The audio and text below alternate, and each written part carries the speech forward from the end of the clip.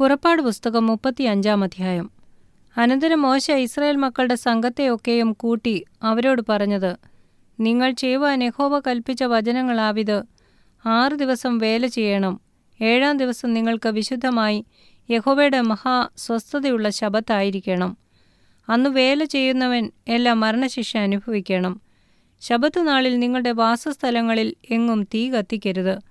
മോശ പിന്നെയും ഇസ്രായേൽ മക്കളുടെ സർവ്വസഭയോടും പറഞ്ഞത്, യഹോവ കൽപ്പിച്ചതെന്തെന്നാൽ, നിങ്ങളുടെ ഇടയിൽ നിന്ന് യഹോവയ്ക്കൊരു വഴിപാടെടുപ്പീൻ. നല്ല മനസ്സുള്ളവനെല്ലാം യഹോവയ്ക്ക് വഴിപാട് കൊണ്ടുവരണം.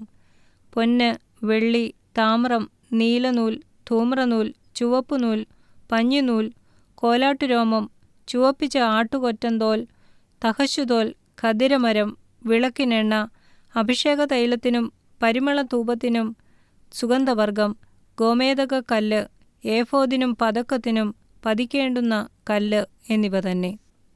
നിങ്ങളിൽ ജ്ഞാനികളായ എല്ലാവരും വന്ന് യഹോവ കൽപ്പിച്ചിരിക്കുന്നതൊക്കെയും ഉണ്ടാക്കേണം.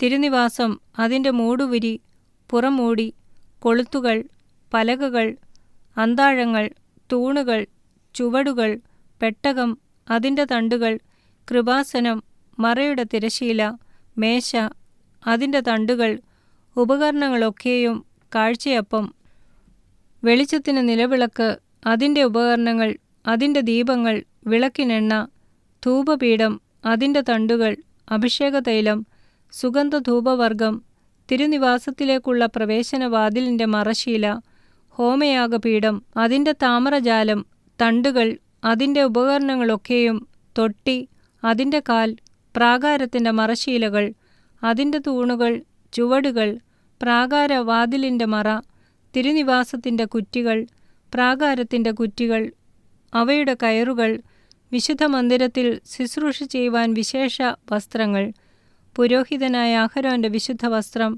പുരോഹിത ശുശ്രൂഷയ്ക്കായി അവൻ്റെ പുത്രന്മാരുടെ വസ്ത്രങ്ങൾ എന്നിവ തന്നെ. അപ്പോൾ ഇസ്രായേൽ മക്കളുടെ സർവ്വസഭയും മോശയുടെ മുമ്പിൽ നിന്ന് പുറപ്പെട്ടു. ഹൃദയത്തിൽ ഉത്സാഹവും മനസ്സിൽ താൽപ്പര്യവും തോന്നിയവൻ എല്ലാം സമാഗമന കൂടാരത്തിൻ്റെ പ്രവൃത്തിക്കും അതിൻ്റെ സകല ശുശ്രൂഷയ്ക്കും വിശുദ്ധ വസ്ത്രങ്ങൾക്കും വേണ്ടി യഹോവയ്ക്ക് വഴിപാട് കൊണ്ടുവന്നു. പുരുഷന്മാരും സ്ത്രീകളുമായി ഔദാര്യ മനസ്സുള്ളവർ എല്ലാവരും യഹോവയ്ക്ക് പൊൻവഴിപാട് കൊടുപ്പാൻ നിശ്ചയിച്ചവരൊക്കെയും വള, കുണുക്ക്, മോതിരം, മാല മുതലായ സകലവിധ പൊന്നാഭരണങ്ങളും കൊണ്ടുവന്നു. നീലനൂൽ, ധൂമ്രനൂൽ, ചുവപ്പുനൂൽ, പഞ്ഞിനൂൽ, കോലാട്ടുരോമം, ചുവപ്പിച്ച ആട്ടുകൊറ്റന്തോൽ, തഹശുതോൽ എന്നിവ കൈവശമുള്ളവർ അത് കൊണ്ടുവന്നു. വെള്ളിയും താമ്രവും വഴിപാട് കൊടുപ്പാൻ നിശ്ചയിച്ചവനെല്ലാം യഹോവയ്ക്ക് വഴിപാട് കൊണ്ടുവന്നു. ശുശ്രൂഷയിലെ എല്ലാ പണിക്കുമായി ഖദിരമരം കൈവശമുള്ളവൻ അത് കൊണ്ടുവന്നു. സാമർഥ്യമുള്ള സ്ത്രീകളൊക്കെയും തങ്ങളുടെ കൈകൊണ്ട് നൂറ്റ നീലനൂലും ധൂമ്രനൂലും ചുവപ്പുനൂലും പഞ്ഞിനൂലും കൊണ്ടുവന്നു. സാമർഥ്യത്താൽ ഹൃദയത്തിൽ ഉത്സാഹം തോന്നിയ സ്ത്രീകളൊക്കെയും കോലാട്ടുരോമം നൂറ്റു. പ്രമാണികൾ ഏഫോദിനും പതക്കത്തിനും പതിക്കേണ്ടുന്ന കല്ലുകളും ഗോമേദക കല്ലുകളും വെളിച്ചത്തിനും അഭിഷേക തൈലത്തിനും സുഗന്ധ ധൂപത്തിനും ആയി പരിമളവർഗവും എണ്ണയും കൊണ്ടുവന്നു. മോശ മുഖാന്തരം യഹോവ കൽപ്പിച്ച സകല പ്രവൃത്തിക്കുമായി കൊണ്ടുവരുവാൻ ഇസ്രായേൽ മക്കളിൽ ഔദാര്യ മനസ്സുള്ള സകല പുരുഷന്മാരും സ്ത്രീകളും യഹോവയ്ക്ക് സ്വമേധാദാനം കൊണ്ടുവന്നു. എന്നാൽ മോശ ഇസ്രായേൽ മക്കളോട് പറഞ്ഞത്, നോക്കുവീൻ, യഹോവ യഹൂദ ഗോത്രത്തിൽ ഹൂരിൻ്റെ മകനായ ഊരിയുടെ മകൻ ബെസലേലിനെ പേർ ചൊല്ലി വിളിച്ചിരിക്കുന്നു. കൗശലപ്പണികളെ സങ്കൽപ്പിച്ചുണ്ടാക്കുവാനും പൊന്ന്, വെള്ളി, താമ്രം എന്നിവ കൊണ്ട് പണി ചെയ്യുവാനും രത്നം വെട്ടിപ്പതിപ്പാനും മരത്തിൽ കൊത്തുപണിയായി സകലവിധ കൗശലപ്പണിയും ചെയ്യുവാനും അവൻ ദിവ്യാത്മാവിനാൽ അവനെ ജ്ഞാനവും ബുദ്ധിയും അറിവും സകലവിധ സാമർഥ്യവും കൊണ്ട് നിറച്ചിരിക്കുന്നു. അവൻ്റെ മനസ്സിലും ദാൻ ഗോത്രത്തിൽ അഹിസാമാക്കിൻ്റെ മകനായ ഒഹോലിയാബിൻ്റെ മനസ്സിലും മറ്റുള്ളവരെ പഠിപ്പിപ്പാൻ അവൻ തോന്നിച്ചിരിക്കുന്നു.